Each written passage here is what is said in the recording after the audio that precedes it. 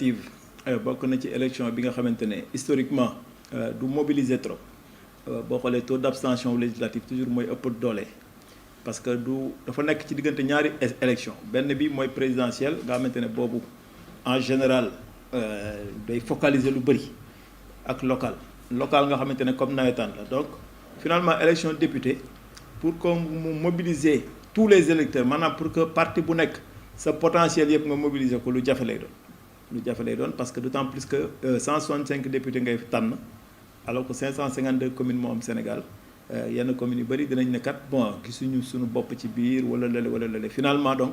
élection la yu doy waar yoo xamante ne en général taux d'abstention day bëri donc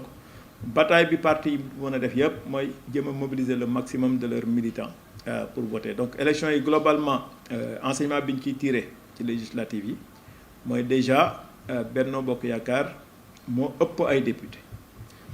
ay députés avec 82 députés Yewwi Askan Wi topp ci je pense avec 56 députés n'est-ce pas beneen coalition bi muy Wallu toppaat ci avec 24 députés donc mën nañ ne la première force politique en termes de coalition Benno Bokk Yaakaar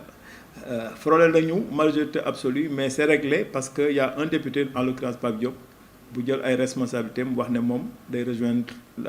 le groupe parlementaire de Benno Bokk Yaakaar muy loo xamante ne également lu ñëpp di saluer la parce que dëkku Afrique li jig dëkku tubaab yi jiguñ li jig dëkku tubaab yi mooy ñoom tàmm nañu cohabitation am nañ culture cohabitation yàgg nañ ci tàmm nañu également des assemblées plurielles yoo xamante ne ñi xëcc nañ jaar nii ñi xëcc jaar nañ am na ci dëkk yoo xamante ne sax c'est très instable d'un point de vue institutionnel mais duñ ko gis trop loolu c'est typiquement culturel mais Afrique en général nga am cohérence maanaam entre l'exécutif et le législatif dafay baax ndax day wàññi tension ndax finalité politique mooy lan mooy client bi mooy citoyen bi est-ce que citoyen dañ ko war a installer dans une position boo xamante ne parti politique dañuy xëccoo ba yàqal citoyen bi non je pense que egguñu foofu ba tax na damay sant électeurs yi voté Benno Bokk Yaakaar mais également di remercier électeurs yu Sénégal yépp mais surtout le fait que ñu am une majorité absolue à l'Assemblée dina permettre déjà au moins Benno mën a continuer ci trajectoire bi nga xamante ne ci lañ nekk depuis plusieurs années muy la trajectoire d'émergence du Sénégal donc stabilité institutionnelle am na foofu donc loolu lu ñuy sant yàlla même si par ailleurs enseignement yi ñu ciy tiré mooy effectivement boo ko comparé ak 2017 le nombre de députés wàññeeku na lool pour la majorité présidentielle loolu jàngat la boo xamante ne jàngatu biir nekk la boo xam ne war nañ ci xoolaat lu bëri parce que électeurs yi voté ak yi voté wul war nañu interroger question yi poser wu ay question par rapport ak ñaari motivation yi waaw am na ñoo xamante ne en général dañuy def vote sanction ndax nit mën na la mere ci benn fànn mu def vote sanction am na ñoo xamante ne mën nañ la mere waroon la votel ñu toog seen kër ñaar yooyu yëpp nag l'un dans l'autre ay jàngat la mais li ëpp importance mooy on a conservé la majorité ce qui permet de continuer les politiques publiques conformément au plan Sénégal émergent bi nga xamante ne lu ci waay mënti wax aussi plan la boo xamante ne indi na ay résultats au Sénégal ndax TER amu fi woon BRT amu fi woon port bu bees Poul bu Bargny léegi mu pari bu Yène Ndayane léegi mu tàmbali aéroport bi autoroute yi pont yi bourse familiale CMU tout ça c'est ay nouveautés la yoo xamante ne président Macky Sall moo ko indi au Sénégal donc gëm naa ne électeurs yi voté xëj na du bilan bi surtout ñi voté contre wala ñi toog seen kër voté wuñu te waroon ñu voté xëj na du bilan bee tax dañu war a jàngat lépp dans un package mais li ëpp importance c'est d'être optimiste et de tout faire pour que ñu continuer ce travail d'explication ñu gën a jege askan bi gën a jàngat lu bëri mais waruñu mel ni gañewuñu ndax ñun ñoo gañe dañu gañe bu leer nañ déjà ña topp ci ñun muy waa Yewwi dégg nga tout de suite très rapidement waa Wallu ñu ngay wàññiwaat seen bopp ba nga xamante ne ñoom sax jàpp nañ ne ñett yi ñu am ci biir Yewwi buñ ko yokkee ca la ñu am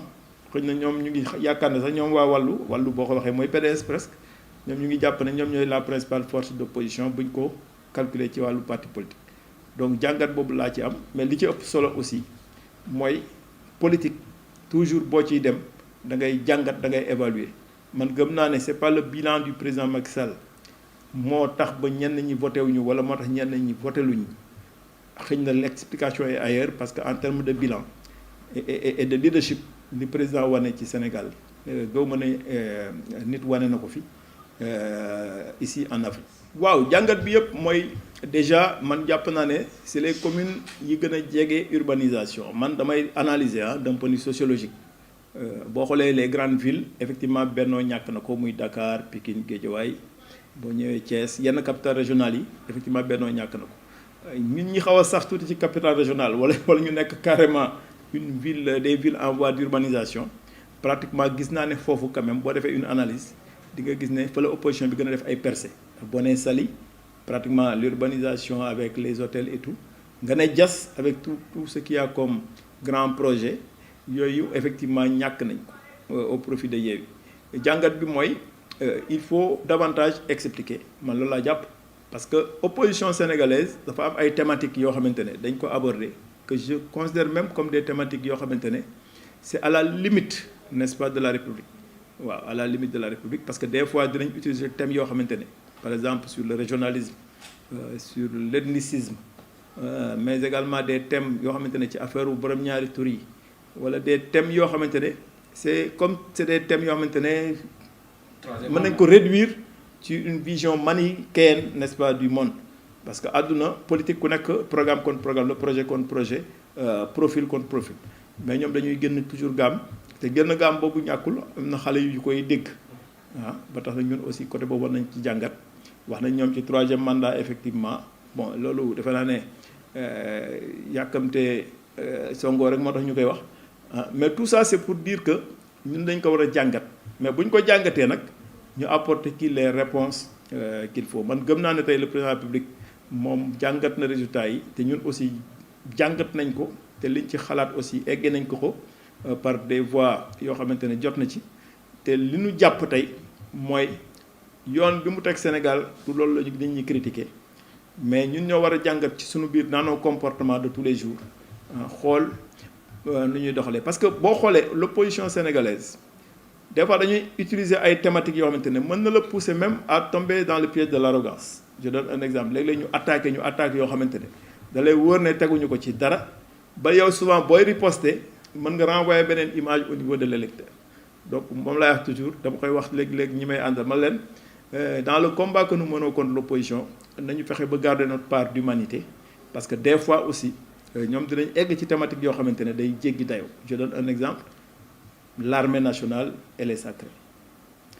l'international dañ ci war a bokk gis-gis boo demee tey ji États-Unis doo xam lu Trump ak lu Biden di xalaat sur la politique étrangère des États-Unis yooyu day sacré maanaam bu ñu xasee ba génn seen dëkk dañuy def bloc sur des sujets n'est-ce pas d'ordre national mais ñun dañu am opposition boo xamante ne léeg-léeg dañuy wax bay exposer notre armée dañuy wax ba exposer nos citoyens qui sont établis dans d'autres pays boo xoolee la récente sortie bu benn leader opposition bi def sur loo xamante ne depuis le président Senghor Sénégal dafa am benn politique bu leer boo xamante ne toutes les interventions à l'étranger dañ koy def sous couvert des Nations Unies de la CEDEAO ou de l'Union africaine sous mandat ba problème bi ci gënoon a tar muy Yaya Jammeh di amee problème ñàkk élection ne du génn Gambie jamono yooyu yaa ngi fàttaliku bi problème bi taree mu ngi fekk président de la République war a dem Tivaouane période gàmmu continuer Ndiassane bi Yaya Jammeh indee crise boobu Sénégal dafa ne tekk noppi président yebal le ministre des Affaires étrangères à la CEDEAO ñu dem ba am mandat ONU ak mandat CEDEAO Sénégal doog a déployer ay troupes sous couvert de la CEDEAO pour intervenir en Gambie